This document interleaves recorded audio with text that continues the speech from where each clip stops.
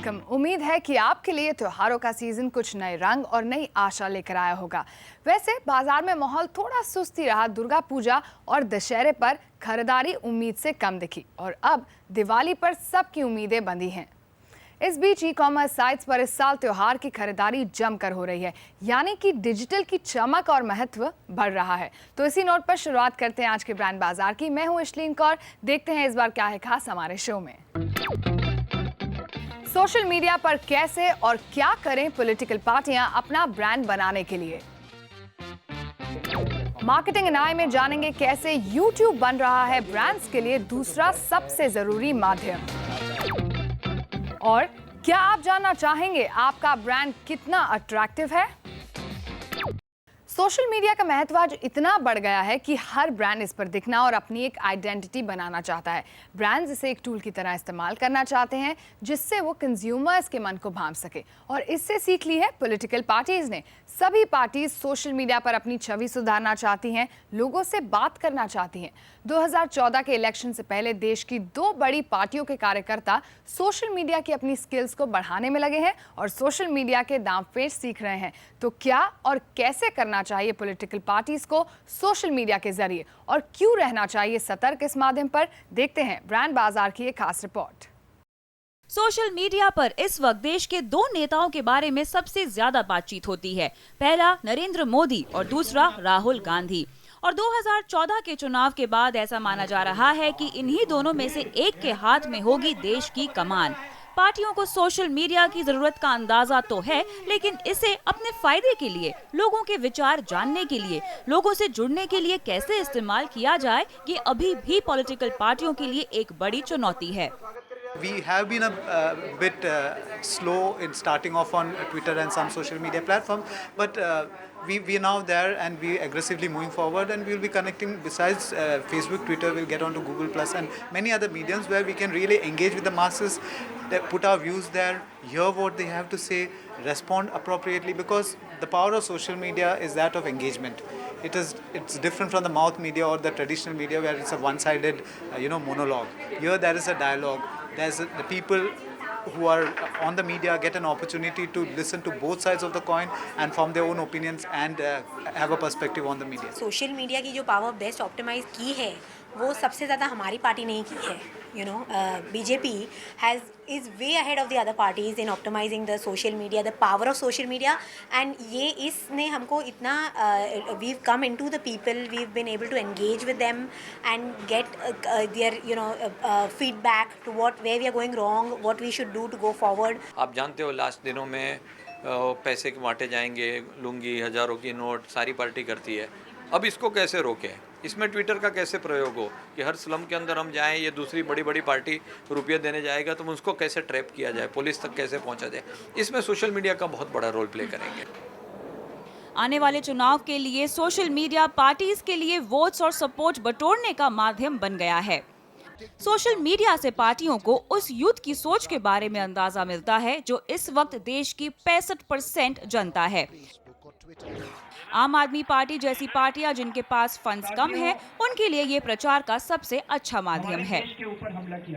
Social media की वजह से आज छोटे बड़े शहरों में रहने वाले देश के वोटर अपने नेता से बात कर पा रहे हैं। 2009 में देश की वोटिंग पॉपुलेशन 72 करोड़ की थी और 2014 के चुनाव तक ये आंकड़ा 80 करोड़ होने का अनुमान है। IRIS नॉलेज फाउंडेशन की एक स्टडी में बताया गया है कि इस इलेक्शन के रिजल्ट्स पर सोशल मीडिया का काफी असर दिखेगा।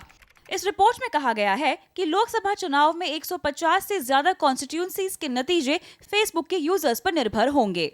By speaking the right language, by being the right tone, एक फेंस सिटिंग जो पॉपुलेशन है वो शायद आके वोट करने आएंगे और it can change the way this entire the electoral spread is done.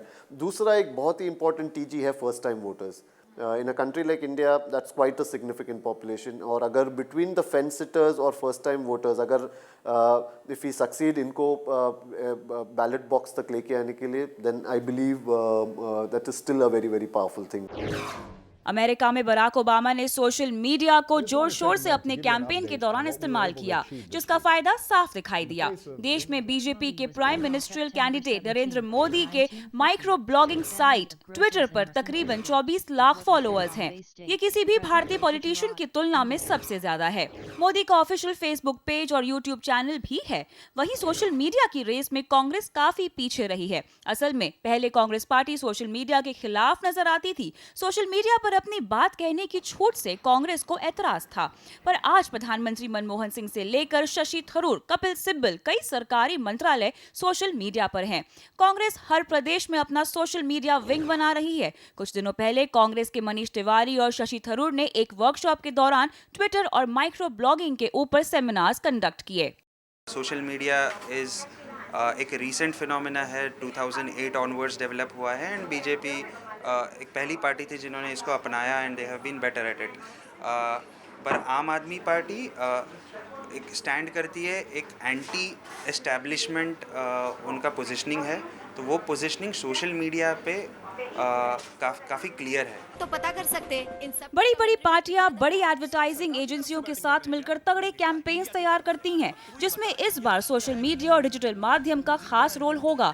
और तो और क्योंकि सोशल मीडिया पर प्रचार का खर्चा कम आता है, तो इंडिपेंडेंट कैंडिडेट्स और छोटी पार्टीज ने भी इस माध्यम को जमकर इस्तेमाल करना शुरू कर दिया है।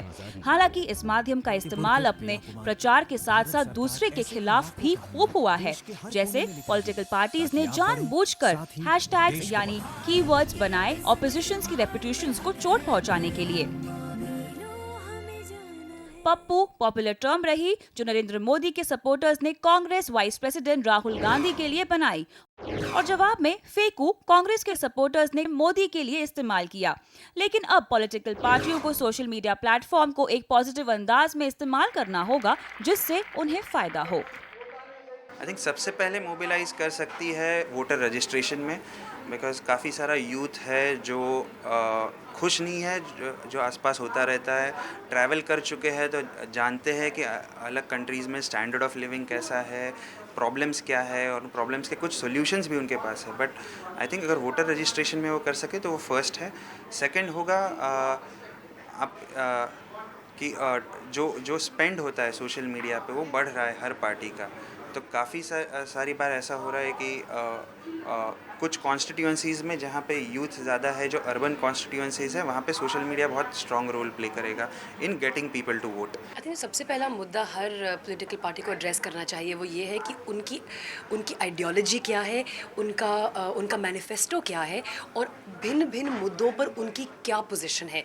जैसे कि भ्रष्टाचार पर, जेंडर इश्यूज़ पर, डिफेंस पर, फॉरेन पॉलिसी पर, क्योंकि इतने सारे मुद्दे आज पब्लिक आई में उछाले गए हैं, और सारे जो इलेक्ट्रेट है वो जानना चाहती है कि इन अलग अलग इश्यूज़ पर ये पार्टी की और ये पार्टी की पोजीशन क्या है, ताकि मुझे मालूम होना चाहिए अगर मैं आपके लिए वोट करूँगी तो आप इन मुद्दों के बारे में क्या करेंगे। उम्मीद तो ये है कि ट्विटर पर मंत्री और पॉलिटिकल पार्टीज, फेसबुक पर नई पॉलिसी के बारे में अपडेट्स और यूट्यूब और इंस्टाग्राम जैसे प्लेटफॉर्म पर पर्दे के पीछे के फोटोज और अपडेट्स 2014 के चुनाव में खूब देखने को मिलेंगे। लेकिन सोशल मीडिया एक दो मुंही तलवार है। प्रचार के इस माध्यम पर जितना पॉजिटिव फीडबैक मिल सकता है, उतना ही नेगेटिव भी। यही वजह है कि सभी सोशल मीडिया एक्सपर्ट पार्टियों को इस माध्यम पर जिम्मेदारी से प्रचार करने की सलाह देते हैं। शिबानी घरत, मुंबई। ब्रांड बाजार में वक्त है एक छोटे से ब्रेक का, और आगे गूगल इंडिया के डायरेक्टर मार्केटिंग संदीप मेनन से खास बातचीत मार्केटिंग एंड आई में। वेलकम बैक, आप देख रहे हैं ब्रांड बाजार। सोशल मीडिया ही नहीं, हर डिजिटल माध्यम आज ब्रांड्स और बिजनेस के लिए जरूरी हो गया है, और इसमें एक खास जगह है यूट्यूब की, जो खुद एक बड़ा ब्रांड है।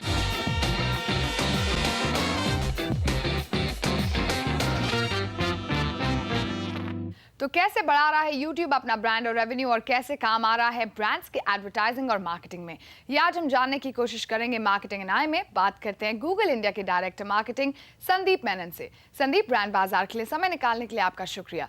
मेरा पहला सवाल आपसे यही है कि यूट्यूब कई वीकली एक्टिविटीज कर रहा है आजकल, जैसे कॉमेडी वीक, IPL, इनसे ब्रांड यूट्यूब को क्या फायदा होता है? अभी आप देखेगा तो YouTube is on fire in India, right? So अभी हमारा मोर देन 55 मिलियन, 55 मिलियन से ज़्यादा लोग रेगुलरली YouTube को देखते हैं। तो हमारा ये जो डेस्टिनेशन मोमेंट्स है, जैसे आपने कहा कि कॉमेडी वीक के पहले हमने किया था आईपीएल, जो इंडियंस हम लोग क्रिकेट के बारे में पैशनेट है, एंड हमारा आइडिया ये डेस्टिनेशन मोमेंट्स जो है आईपीएल है या कॉमेडी वीक है, और अगर आप बाद में भी कुछ करेंगे, इसका आइडिया यह है कि यूट्यूब का जो बेस्ट है, जो न्यू जनरेशन जो चाहता है उसको शोकेस करना। इसका इससे हम दो चीज़ अचीव करते हैं। एक जो है कि जो नया कंटेंट है यूट्यूब उसको और भी ऑडियंस के सामने हम लेके आ सकते हैं, और दूसरा ये है कि अपना जो पार्टनर नेटवर्क है, देखिए जैसे अभी कॉमेडी है तो उसमें 100+ पार्टनर्स है जो यूट्यूब के लिए स्पेसिफिकली कंटेंट क्रिएट किया है, वो डेप्थ ऑफ कंटेंट हम शोकेस कर सकते हैं। यूट्यूब पर आप किस तरह के रेवेन्यू जनरेट कर पा रहे हैं आजकल? यूट्यूब एज अ प्लेटफॉर्म आजकल का जो ब्रांड एडवर्टाइजर्स है इंडिया में, स्पेशली ब्रांड एडवर्टाइजर्स यूट्यूब को काफ़ी अडॉप्ट कर रहा है। आजकल हम काफ़ी top advertisers beat Unilever, Samsung और जो नया एडवर्टाइजर्स है फ्लिपकार्ट जैसे लोगों को, इन सब के साथ हम काम करते हैं। ये सब यूट्यूब को आजकल लेवरेज करते हैं।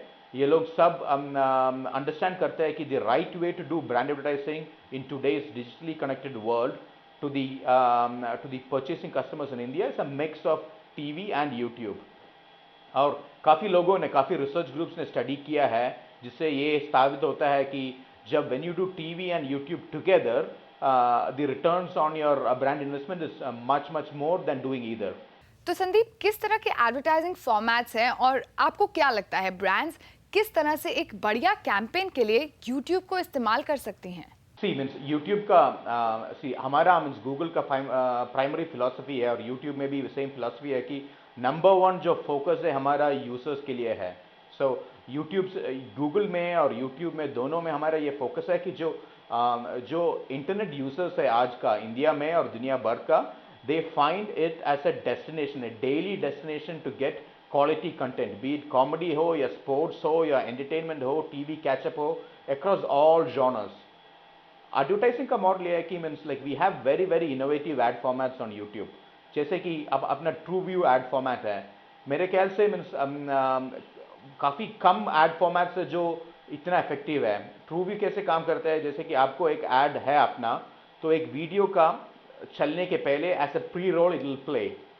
एज एन एडवर्टाइजर और as a viewer you have the ability to skip that video. अगर आपको वो एड नहीं देखना है आप स्किप कर सकते हैं, और आप एडवर्टाइजर है तो आप तभी पे करेंगे if somebody watches the video.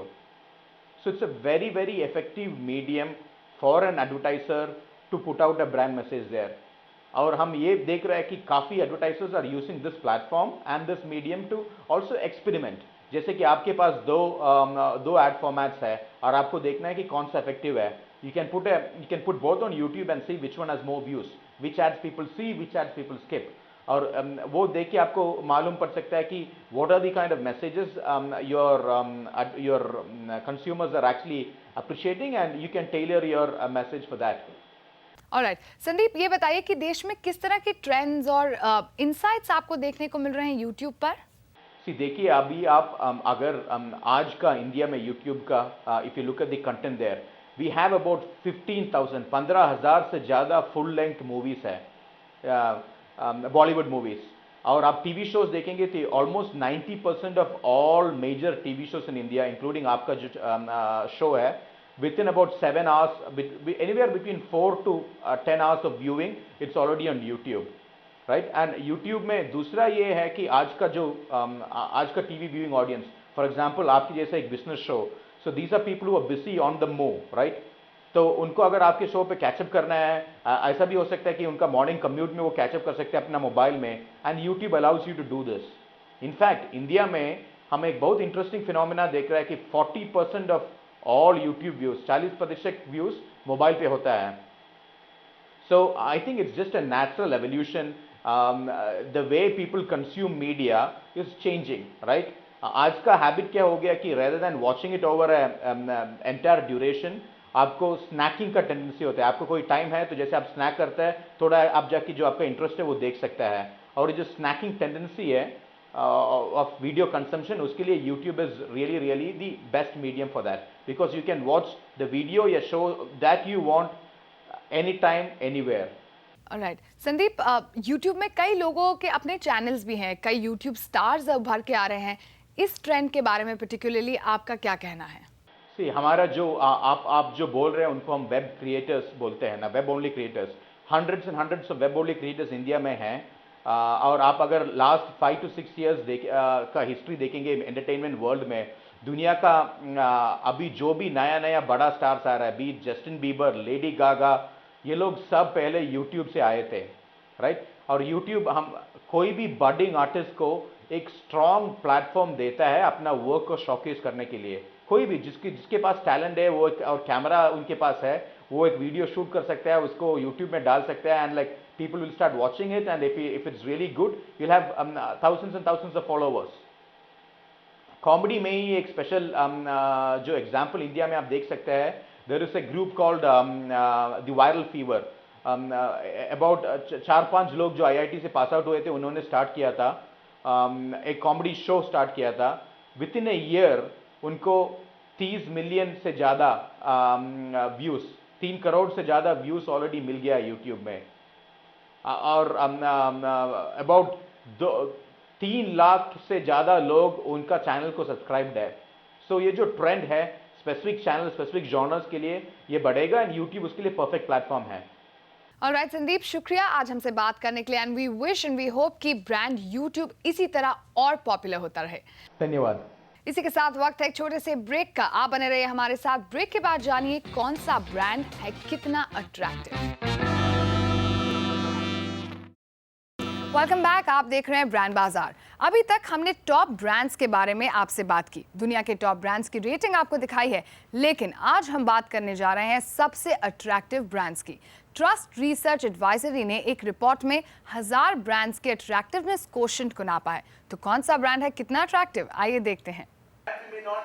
Brand insights company trust research advisory ने हाल ही में एक अनोखा सर्वे किया। इस सर्वे से ब्रांड के अट्रैक्टिवनेस कोशेंट का पता लगाया गया। अपने नए लॉन्चेस की बदौलत मीडिया और कंज्यूमर्स के दिमाग पर छाया रहा सैमसंग मोबाइल इस रिपोर्ट में सबसे अट्रैक्टिव ब्रांड के रूप में उभरा है। नंबर 2 पर है सोनी, जो अपने सभी प्रोडक्ट्स के लिए स्टाइल और डिजाइन की एक ही फिलॉसफी अपनाता है। नोकिया इस लिस्ट में नंबर 3 पर है। इन टॉप 3 ब्रांड्स में हर एक अट्रैक्टिवनेस क्वेश्चन में सिर्फ 2% का फर्क है। नंबर 4 पर south Korean consumer electronic giant LG है, जिसने हाल फिलहाल में अपने नए प्रोडक्ट्स बाजार में उतारे हैं। नंबर 5 पर है देसी कॉन्ग्लोमरेट टाटा। टॉप ब्रांड्स की दूसरी लिस्ट की तरह ही अट्रैक्टिवनेस लिस्ट में भी टॉप 5 ब्रांड्स में टेक्नोलॉजी ब्रांड्स का बोलबाला है। इस सर्वे में 36 अट्रैक्टिवनेस ट्रेट्स पर ब्रांड्स को परखा गया। इसमें रैशनल, इमोशनल, कम्युनिकेशन और एस्पिरेशनल अपील जैसे मापदंडों पर ब्रांड्स को आंका गया। 16 शहरों में ये सर्वे किया गया। TRA का मानना है कि इससे ब्रांड्स खुद को कंज्यूमर्स के आगे सही तरीके से पेश कर पाएंगे। हर ब्रांड एक कम्युनिकेट करते हुए यही करता है कि चाहता है कि अब उसके कंज्यूमर्स उसकी तरफ आकर्षित हों, बट हर बार ये चीज़ होती नहीं है, क्योंकि क्रिएटिव लोगों का एक इम्प्रेशन अलग होता है, उसमें कोई साइंस नहीं है और उतना तक तो नहीं है जो दिखता है। बेसिक लेवल ऑफ अंडरस्टैंडिंग के साथ वो लोग क्रिएटिविटी कर देते हैं। तो या तो फिर एक हंसती हुई लड़की दिखा देंगे सीमेंट ब्रांड के साथ, तो फिर उनको लगता है कि वो बिकेगा। तो ये आकर्षण का एक जगह हो सकता है, बट पूरा कंप्लीट जगह नहीं है। तो इसलिए ये चीज़ से क्या होता है कि एक ट्रू आकर्षित कैसे कर सकते हैं लोग कंज्यूमर्स को, वो चीज़ निकल के आती है इसमें। बाथ और ब्यूटी ब्रांड लक्स देश का 6ठा सबसे ज्यादा अट्रैक्टिव ब्रांड है। टॉप 10 की लिस्ट में बाकी 4 ब्रांड्स में हर एक में सिर्फ 1% का फर्क है। ऑटो ब्रांड मारुति नंबर 7 पर है। नंबर 8 पर पूरी तरह से अपनी आइडेंटिटी बदल चुका और आमिर खान के साथ तगड़े प्रचार में जुटा गोदरेज है। और नंबर 9 पर है हमारा बजाज। नंबर 10 पर टेक्नोलॉजी ब्रांड डेल। देश में की गई इस रिसर्च को अलग अलग जोन्स के मुताबिक बांटा गया था। वेस्टर्न जोन का सबसे ज्यादा अट्रैक्टिव ब्रांड बाकी सारे जोन से काफी अलग है।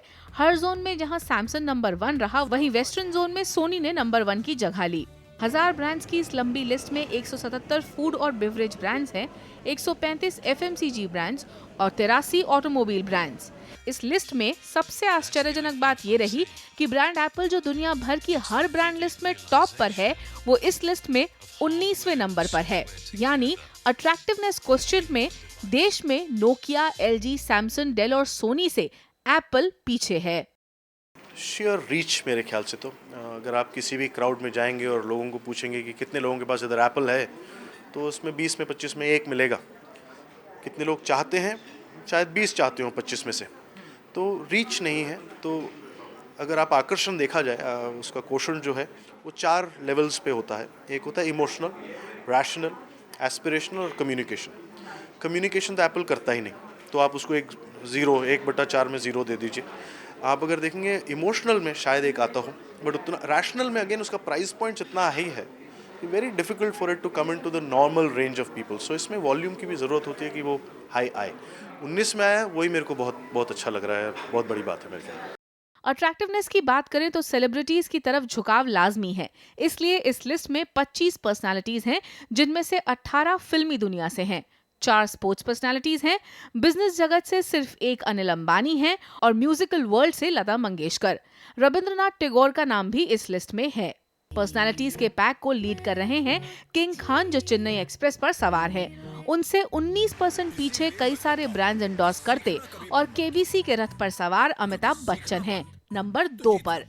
तीसरे मोस्ट अट्रैक्टिव सेलिब्रिटी हैं मिस्टर परफेक्शनिस्ट आमिर खान, और आमिर से केवल 1% पीछे हैं 80 के दशक के सुपरस्टार मिथुन चक्रवर्ती, जो आजकल टीवी पर नंबर 1 डांस शो में दिखते हैं। मिथुन से 47% पीछे और टॉप 5 में एकमात्र महिला पर्सनालिटी है कैटरीना कैफ, यानी हीरोइंस अट्रैक्टिवनेस क्वेश्चन में मात खा गई हैं। तो आज के ब्रांड बाजार में इतना ही। आपको हमारा आज का शो कैसा लगा, आप हमें लिख सकते हैं ब्रांड बाजार @network18online.com पर। हमें ट्विटर पर भी फॉलो कर सकते हैं @आवाज़ BB पर। फिर मिलेंगे अगले हफ्ते इसी दिन इसी समय सिर्फ CNBC आवाज़ पर।